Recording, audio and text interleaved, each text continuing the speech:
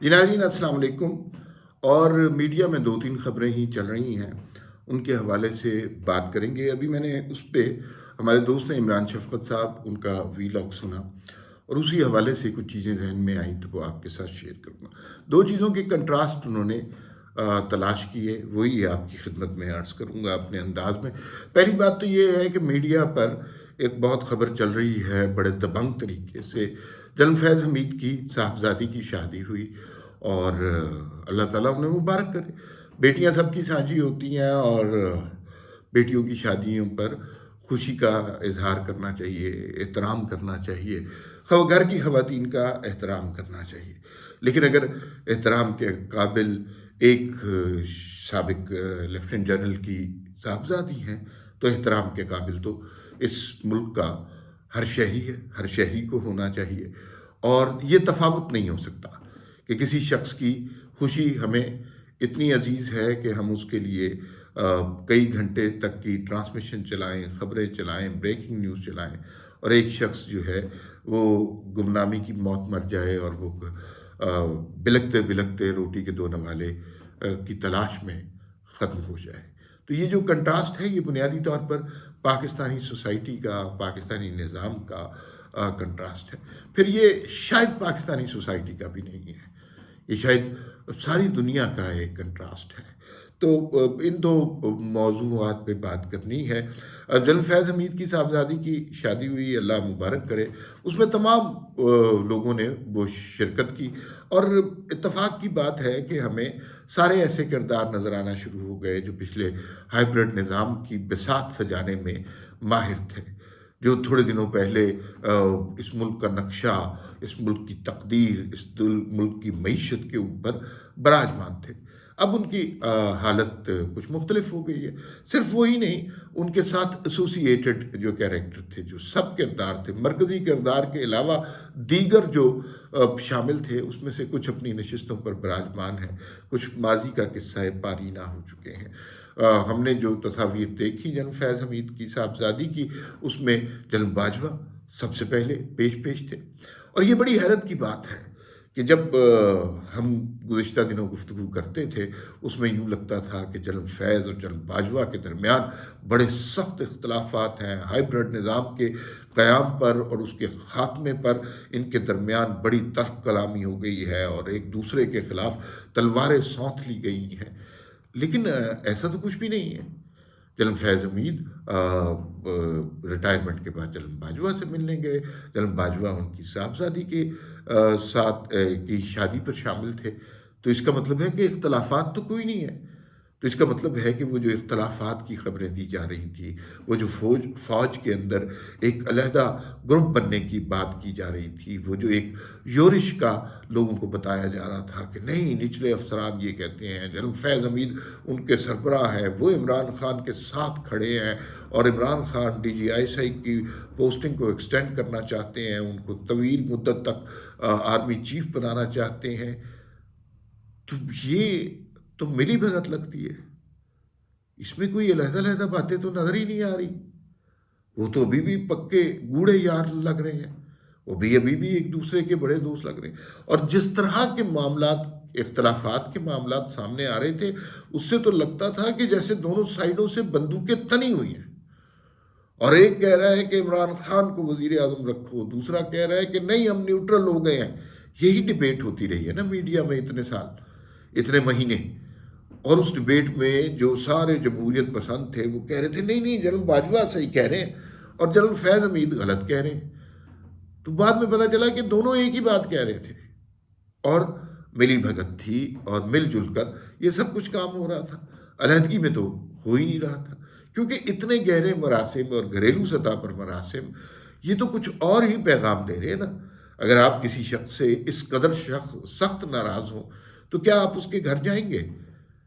क्या आप उसका हाल अहवाल पूछने जाएंगे? क्या आप उसकी साहबजादी की शादी पर जाएंगे? तो खैर जलन बाजवा पेश नज़र आए। बैरिस्टर सैफ हमें बड़े वाज़े पे तौर पर नज़र आए। साकिब निसार साहब की भी एक तस्वीरी झलक हमने देखी, चेयरमैन सेनेट।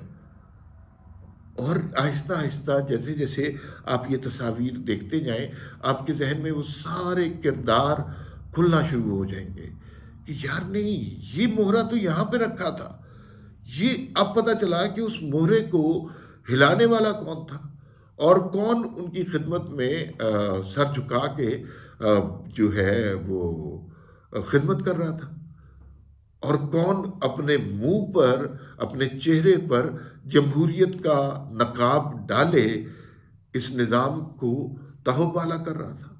وہ سارے کردار ہمیں ایک ہی نشست میں نظر آ گئے ہیں۔ اور دلچسپ بات، بیٹی کی شادی کا فنکشن تھا، ظاہر ہے خوشی کا موقع تھا، خوشی ہونا چاہیے، لیکن ان میں سے کسی شخص کے اوپر، چاہے وہ ثاقب نثار صاحب ہوں، چاہے وہ جناب باجوہ ہوں، چاہے جناب فیض حمید ہوں، چاہے بیرسٹر سیف ہوں، چاہے چیئرمین سینٹ ہوں، کسی شخص کے چہرے پہ تردد، تشویش، پریشانی، تعصب کا کوئی اظہار نہیں تھا کہ ہم نے اس ملک کے ساتھ گزشتہ 4 سالوں میں کیا کیا۔ یہی مین کردار تھے نا، انہی کی بنیاد پر تو عمران خان کھیل رہے تھے۔ اب جو وہ چیختے ہیں کہ بھئی اب مجھے اس طرح کا لاڈ نہیں ہوتا، اس لیے کہ یہ کردار اپنی اس پوزیشن پہ نہیں رہے، یہ کردار اب چلے گئے ہیں، نئے لوگ آ گئے ہیں، نیا نظام سامنے آ گیا ہے۔ تو عمران خان صاحب کا تو شکوہ بجا ہے کہ بھئی یہ تو میرے ساتھ تو یہ وعدہ نہیں کیا تھا، میرے ساتھ تو یہ وعدہ کیا تھا کہ سارا کام آپ سنبھالیں گے، میں نے صرف گالیاں دینی ہے۔ تو گالیاں تو میں دے رہا ہوں، اور بڑی دل جمی سے بڑی گندی گندی گالیاں دے رہا ہوں، لیکن آپ پیچھے سے ہٹ گئے۔ تو ان سارے کرداروں کے چہروں پر کوئی تعصب نظر نہیں آیا کہ ہم نے جمہوریت کو پاؤں تلے رون دیا، ہم نے آئین پاکستان کو ٹھڈے مار دیے، ہم نے جو ہے ایک نفرت کا ایک بیانیہ کریٹ کیا جو سب سے تشویشناک بات ہے۔ باقی چیزیں شاید ٹھیک بھی ہو جائیں، یہ جو نفرت ہے یہ لوگوں کے ذہنوں سے نکلنے میں کئی نسلیں لگائے گی، اور انہیں یہ پتہ ہے، اب سمجھا دیا گیا ہے کہ عمران خان کے علاوہ کوئی سیاستدان نظر آئے اسے جوتا ماریں، گالی دیں، گولی ماریں، یہی سبق دیا گیا۔ یہ نفرت جن نابالغ ذہنوں تک پہنچ گئی ہے، ان سے آسانی سے نہیں نکلے گی۔ ان کے پاس اپنی دلیلیں اکٹھی ہو چکی ہیں، وہ بڑے واضح طور پر اپنی دلائل دیتے ہیں اور اس پر قائم ہیں، وہ اپنی طرف سے بڑی عقل مندی کی باتیں کرتے ہیں، اور لیکن شاید وہ جب ہماری عمر تک پہنچیں گے تو انہیں احساس ہوگا کہ ان سے ایک بہت بڑی غلطی کروائی جا رہی ہے، نادانستہ طور پر۔ انہیں کسی نے یہ نہیں کہا کہ اس سارے سماج کو کہ آپ باقی ساری قوتوں سے، جمہوری قوتوں سے نفرت کرنے لگ جائیں، لیکن نادانستہ طور پر ان کے ذہنوں کی پرورش اس طرح کی گئی ہے کہ وہ سارا سماج جو ہے اب نفرت اس کا محور ہو گئی ہے۔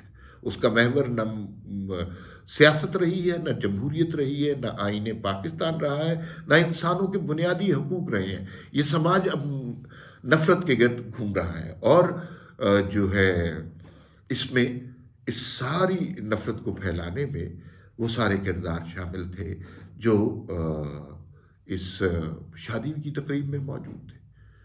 وہ سارے ہنس رہے تھے، وہ شاید ٹھٹھے لگا رہے تھے اس نظام پر، اس قوم کی حماقت پر، ان کی بے وقوفیوں پر، ان کو کیسے مزے سے ہم نے دھوکہ دیا، کیسے ہم نے ان کو ان کے بیانیے کو، ان کی سوچ کو تبدیل کیا۔ ایک شخص جو اہل ہی نہیں تھا وزیر اعظم بننے کا، ہم نے اسے ایسی جگہ پر رکھا کہ لوگ اس کے فالوور ہو گئے، اور کوئی یہ شخص نہیں سوچتا کہ وہ شخص اس کا اہل ہی نہیں تھا، وہ ایک کریٹڈ کیریکٹر تھا، وہ ایک سلیکٹڈ وزیر اعظم تھا، وہ ایک مہرہ تھا جس کو سامنے رکھ کے یہ لوگ اپنی چالیں چلتے رہے۔ اس سارے عرصے میں پاکستان نے تاریخ کے جتنے 70 سال میں قرضے لیے، اس سے تقریباً اتنے ہی قرضے گزشتہ 4 سال میں لیے، اور یہ عمران خان کے وزیر خزانہ نے تسلیم کیا۔ اور اس عرصے میں کوئی ڈیم نہیں بنا، کوئی میٹرو نہیں بنی، کوئی سڑک نہیں بنی، کوئی موٹر وے نہیں بنی، کچھ نہیں بنا، لیکن پاکستان کی تاریخ کے سب سے زیادہ قرضے ہم نے لیے۔ کہاں گئے وہ قرضے؟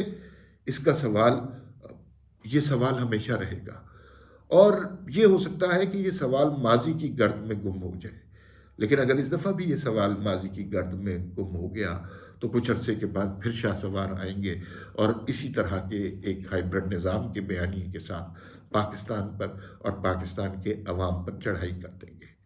تو پھر کرنا کیا چاہیے؟ کرنا کیا چاہیے کہ ان میں سے کچھ کرداروں کو بے نقاب کرنا چاہیے۔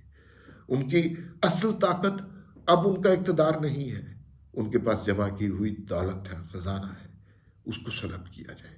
اس کے سوا کسی نہ کسی سٹیج پر ہم نے یہ کام کرنا ہے، نہیں کریں گے تو ظاہر ہے شہباز شریف میں تو ہمت نہیں ہے، نہیں کریں گے تو بیٹھے رہیں گے، اگلے شخص کا انتظار کریں گے جو آ کر ہمیں چابک لگائے گا اور ٹھڈے مارے گا۔